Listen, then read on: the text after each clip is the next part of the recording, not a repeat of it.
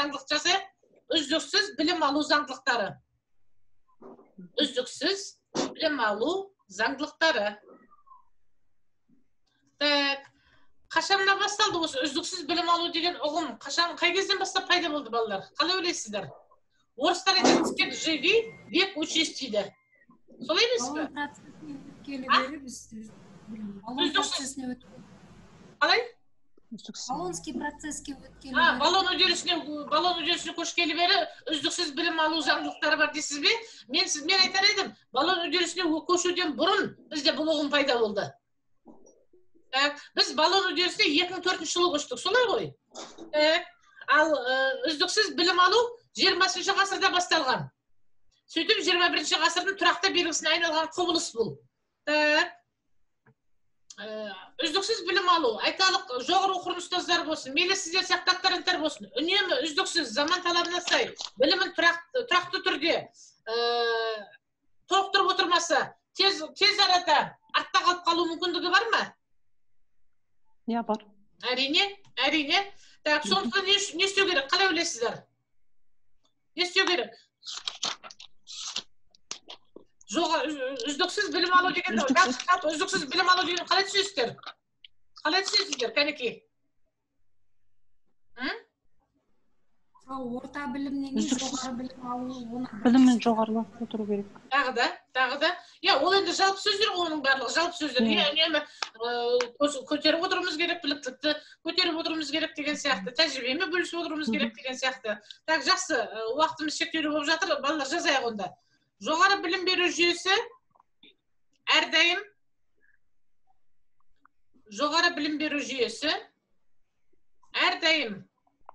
үздіксіз білім беру заңдылықтарын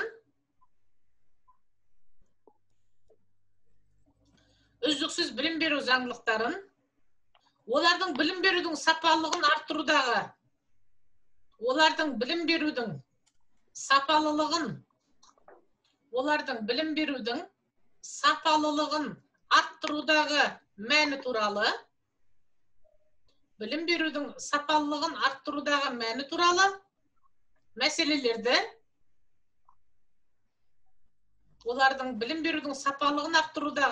мәні туралы мәселелерді күн тәртібіне өткір қойып отыр.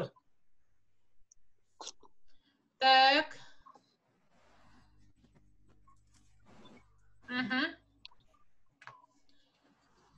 Күн тәртібіне өткір қойып отыр. Қазіргі кезде көптеген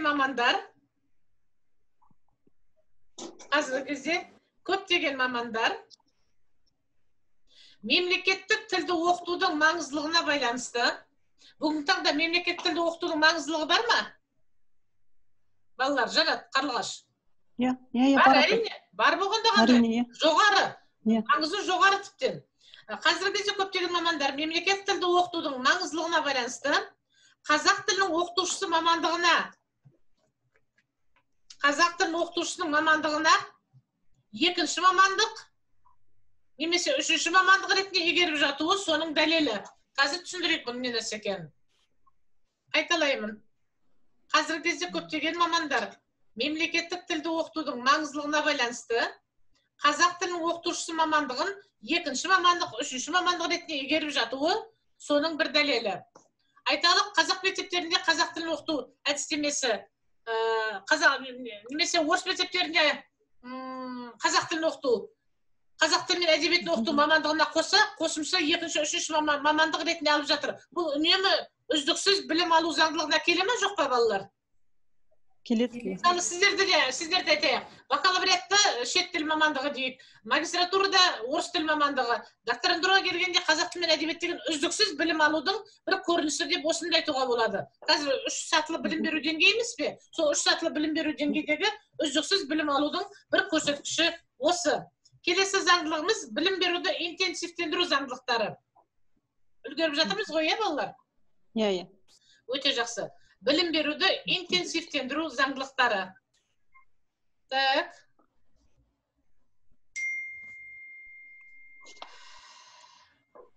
Қалай ойлайсыздар? Білім беруді интенсивтендіру. Бұл білімгерлердің қандай әлеуетіне, қандай даму деңгейіне байланысты? Қалай ойлайсыздар? Біздің қазір жаңа тұрған білім беру мазмұнында да, жоғары білім беру жүйесінде де нақты нәтижеміз не? Нақты мақсатымыз не? Докторанттар, әнеки, көмек беріңдер. Қалай ойлайсыздар? Білім беруді интенсивтендіру не нәрсеге байланысты? Кім айтады? Нәтижеге бағытталу. Интенсивтендіру деген не нәрсеге байланысты болып тұр? Ғаламдану. Жоқ, ғаламдануға қатысы жоқ бұның. Интенсивтендірудің ғаламдануға қатысы жоқ. Қалай түсінесіздер? Жаңа сіздің ойыңыз қалай? Білім беруді интенсивтендіру. Нәтижеге бағытталу. Нәтиже, жақсы. Сіз бен біздің нәтижеміз қандай болу керек? Не нәрсе біздің нәтижеміз? Айтыңыздаршы. Тұлға қалыптастыру емес пе?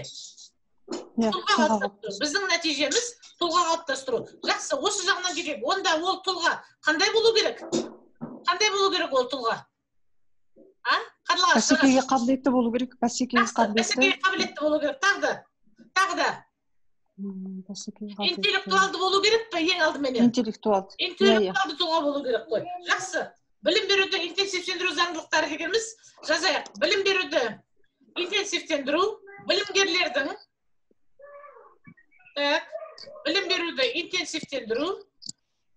білімгерлердің интеллектуалдық даму деңгейіне байланысты болады. Интеллектуалдық даму деңгейіне байланысты болады. Интеллектуалдық даму деңгейіне байланысты болады. Сондықтан әрбір жоғары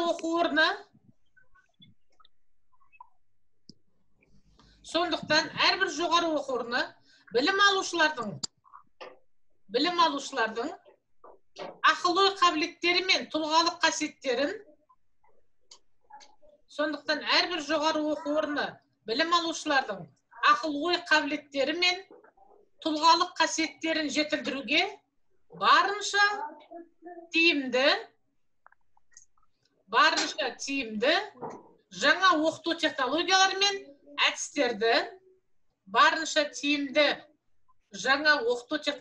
мен әдістерді оқу үдерісіне дер кезінде енгізе білуі,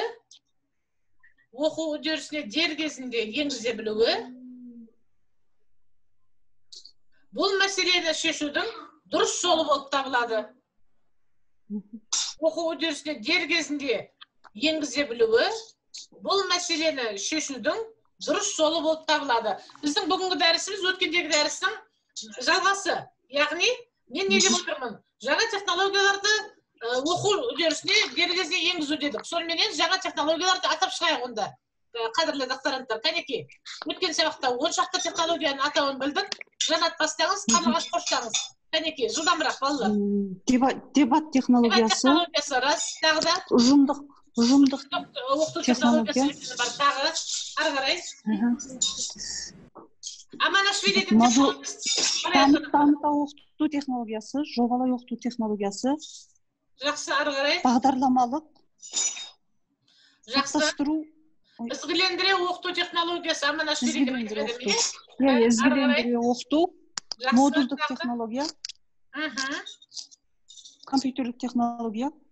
Жақсы. Нұрша Алжанбайқызы Оразақынова деген педагогия ғылымдарының докторы профессоры сатылай кешенді оқыту технологиясы дегенді білесіздер ғой, Сатылай кешенді оқыту технологиясы. Қазақстандық ғалымдарды біліңіздер, балалар. Нұрша Алжанбайқызы Оразақынова қатысымдық оқыту технологиясы, сөйлеу әрекетінің дәстүріне байланысты. Оқылым, тілдесім, айтылым, тыңдалым, жазылым деген сияқты. Фаузия Оразбаева дамыта оқыту технологиясы синтаксті оқытуда. Несібелі Құрманова қорғаған. Жобалай оқыту технологиясы Әгүл Амантайқызы Сәтбекова. Тағында технологиялар білесіздер Қазақстанда. Кеңнен пайдаланатын педагогикалық технологиялар. Қазақстанда кең тараған. Атаңыздашы, қыздар. Тағы да. Проблемалық технологиясы, сын тұрғысынан ойлау. Сыни тұрғыдан ойлау технологиясы. Модульдік оқыту технологиясы кеңінен осы қазақ тілінде пайдаланып жүрген жоқпыз ба, Модульдік оқыту технологиясы бар. Жанпейісова қорғаған, докторанттар, болашақ докторлар, бұны білу керек. Сонан соң орыс аудиториясының модульдік технологиядан Жақсылықова Күләй қорғаған.